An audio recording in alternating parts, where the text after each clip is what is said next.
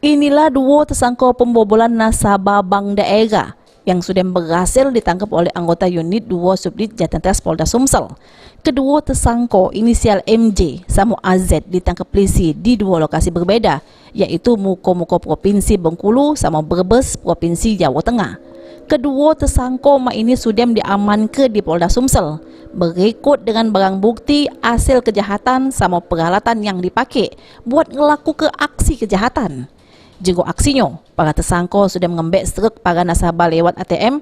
Selanjutnya, mereka masuk ke identitas nasabah, terus ngembek duit nasabah langsung dari bank daerah tempat nasabah tersebut nabung.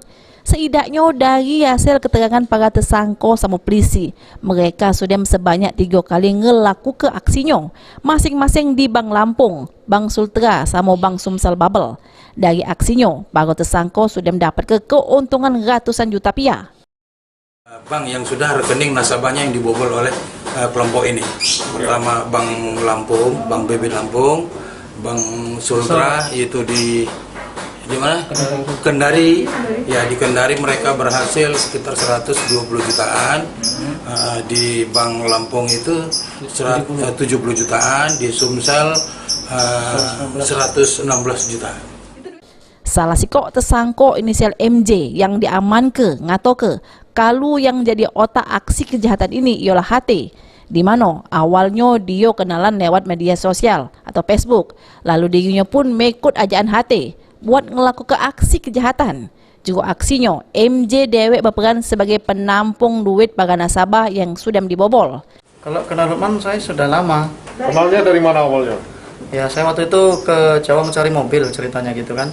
Jadi dia di Facebook itu ngubungin saya, ngantarkan saya untuk cari mobil.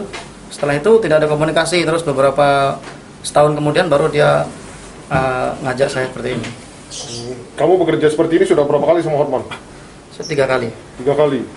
Tugas kamu sebagai apa tadi? Saya sebagai penampung, penerima transferan. Penerima transferan. Ya.